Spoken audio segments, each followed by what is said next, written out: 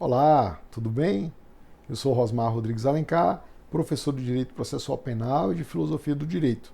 Vamos tratar da prisão temporária.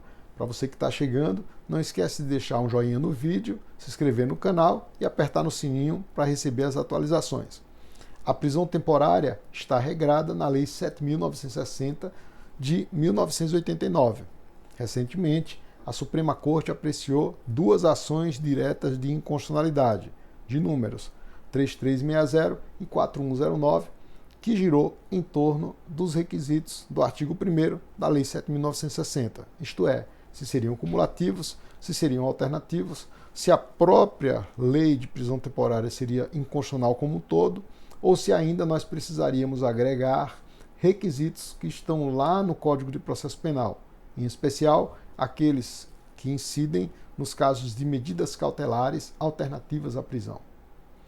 De acordo com a doutrina, pelo menos 6 teses se formam em torno da aplicação dos 3 incisos do artigo 1º.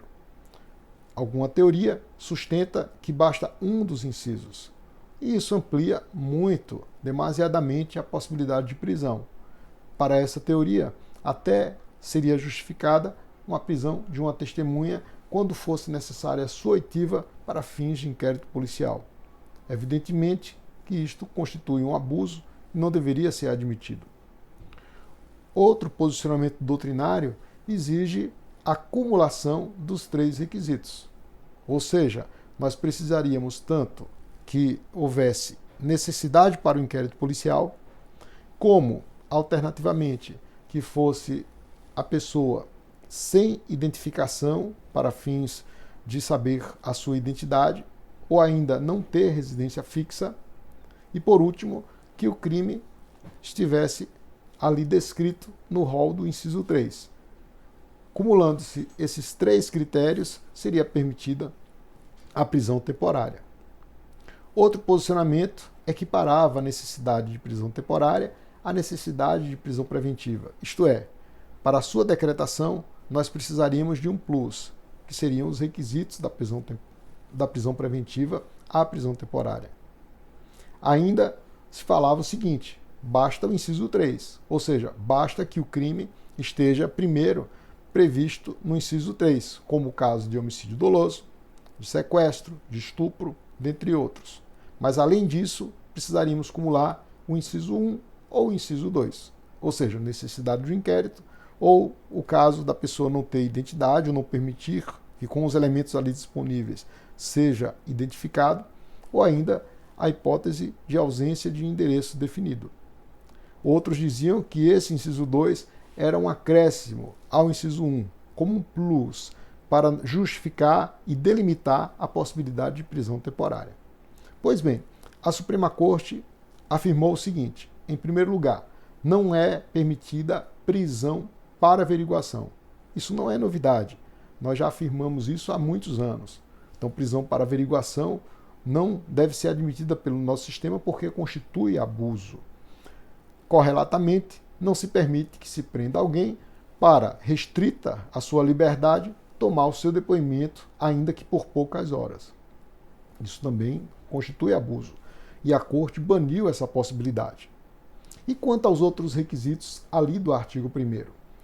O elemento visível na decisão do STF é que exista concretude, exista concreção dos indícios de elementos que digam respeito à necessidade do inquérito policial. Ou seja, não basta se cogitar do risco ou da necessidade de um inquérito policial qualquer. É necessária a presença de elementos concretos que indiquem a necessidade apuratória. Por outro lado, também não se contenta a decisão da Suprema Corte com a simples ausência de endereço definido para fins prisionais. Ou seja, esse elemento isoladamente, esse elemento por si só, não autoriza a prisão. Ainda afirmou a Suprema Corte que a prisão temporária não deve ser imposta quando possível a incidência de medidas cautelares diversas. Ou seja, a medida prisional, seja ela qual for, deve ser ultima ratio. Se é possível atender à finalidade com restrições menores, aquelas, por exemplo, previstas no artigo 319, essas devem preferir a prisão. Então, nós temos aí um contexto que, na verdade, já era de todo conhecido da doutrina. Já afirmávamos de antes que, além da previsão em concreto de um crime que deveria ser constatado em termos de materialidade, seria necessária a comprovação também concreta dos elementos que indicariam o fim de instruir o inquérito policial, a necessidade do inquérito policial. Agregou a Suprema Corte ainda a indispensabilidade de que o delito apurado seja atual, ou seja contemporâneo, não seja um fato muito pretérito, e além disso que existam elementos que indiquem a sua materialidade. Em poucas palavras, poderíamos dizer, olha, prisão temporária necessita de urgência e plausibilidade. Urgência enquanto periculum libertatis, mas esses elementos não devem ficar na mera esfera de conjectura ou de cogitação. Por outro lado, precisamos também de fumus commissi delicti, que é, além da indicação do tipo penal descrito no inciso 3, outros elementos que visam confirmar a sua materialidade, para que haja uma contenção de arbítrio.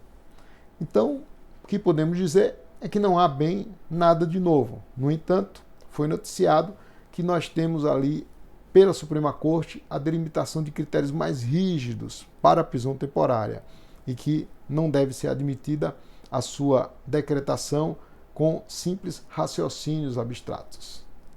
Para quem chegou até aqui, meu muito obrigado. Não esquece de deixar um like no vídeo, se inscrever no canal, conferir tudo que a gente vem produzindo em termos de assuntos, de aulas sobre processo penal, sobre filosofia aplicada ao processo penal e um curso completo de Direito Processual Penal em conformidade com a teoria do direito. Um abraço e até a próxima.